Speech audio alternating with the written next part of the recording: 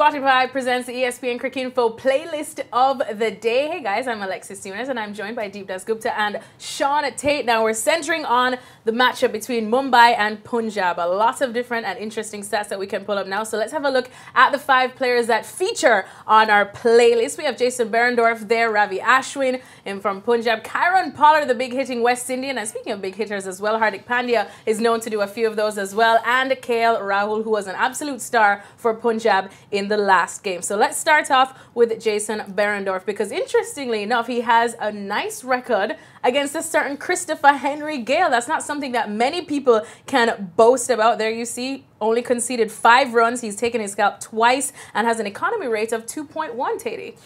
Yeah, it's going to be, I mean, he's only bowled 14 deliveries to him, but it's still a good economy rate. I'd be certainly taking 2 wickets against him in 14 balls every day of the week. So just him and myself now with good records, Chris Gale left. No, he's a good bowler. He's still the guy that hasn't quite cemented his spot for the Australian side. Like he's sort of been in and out a little bit. He had a couple of injuries recently, but he's got I think over time, you look at him, he bowls pretty well in India in general. He's that good game he had against India. Guwahati, and he took 5 for whatever. Yeah. So he bowls all right in these conditions. He's a smart bowler. Debut as well, yeah, I think it was. So, but he just adds a great balance to the attack. Left arm, the angles he gets, he swings the ball early as well. So that's going to be a really good matchup, actually. All right. Well, speaking of good matchups, we definitely have our eyes on this one.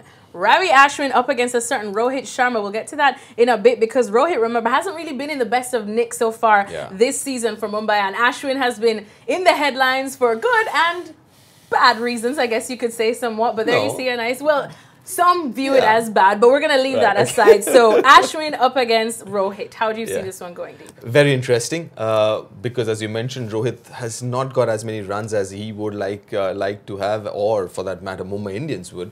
But he looked in decent nick in the last game. Last couple of games, he's looked in better rhythm, and that's important for Mumbai and Rohit. As far as Ashwin, see, for the longest time, Ashwin was predominantly a very economical bowler. He's always been an economical bowler, but last couple of games he started picking up wickets as well. He's introduced a few more varieties in terms of bowling like Kedar Jadhav with sidearm, a lot of leg spin or carom ball, as you might call it. So there's a lot more variations that he's trying now, and it's going to be a very interesting one, because on one side he's not just looking at being economical but also trying to pick wickets. Rohit on the other side would be a little under pressure for not having scored too many so far. All right, let's move on now to the next man on our list, and I know him quite well. I think we all do, especially in the IPL. It's none other than the big Trinbagonian, Kieron Pollard, and we're looking at his matchup against Shami and Rajput. You'll see he's faced 23 balls but scored 51 runs, and they haven't been able to dismiss him. And look at that strike rate of 221, Tatey. So, yeah, I mean, he's actually coming off a great PSL. I was over there and I saw his tournament there. He was in really good form, consistently hitting the ball over the fence, which is what he gets paid for. And yeah, these guys have got a great challenge ahead of them. But I mean, I'm backing them in, the Quicks. I think they're in good form. These guys, they're swinging the ball as well, which obviously in T20 cricket. But obviously when Polly comes in, they probably won't be shaping the ball to him. But still, they hit the track hard. I like this Rajput. I think he's good, and it's going to be a great matchup. Polly tends to be a little bit vulnerable through here, and I think these 2 guys are tailor-made for that length. Yeah, and something that kind of works in Pollard's favour, or rather the batsman's favour, obviously is Wankhede Stadium. It's a high-scoring venue, good pitch to bat on, small ground, so that works in the batsman's favour as well.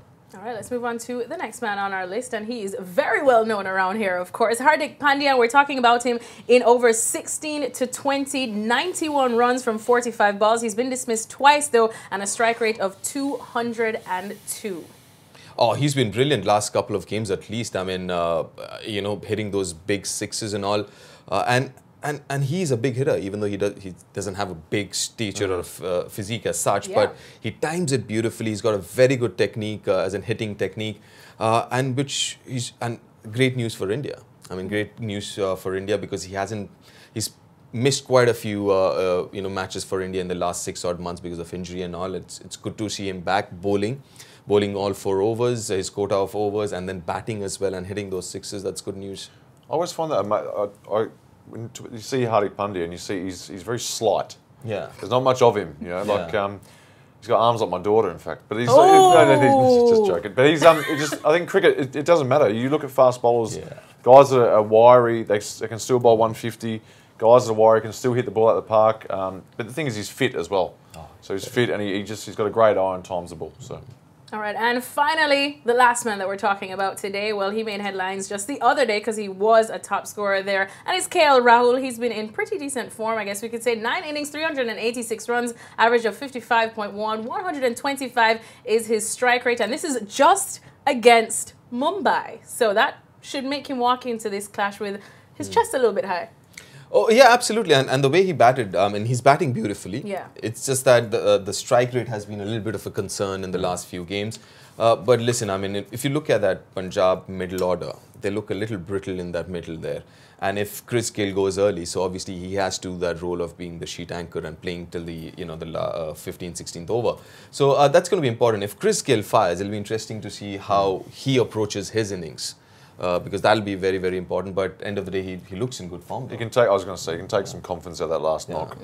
He's starting to play some shots that we're used to him playing as well in that last innings. So he's starting to show some good signs. All right, well, we're expecting a very good match then at the 1K Day, and that one is coming up on Wednesday. You've been watching Spotify Presents the ESPN Cricinfo Playlist of the Day.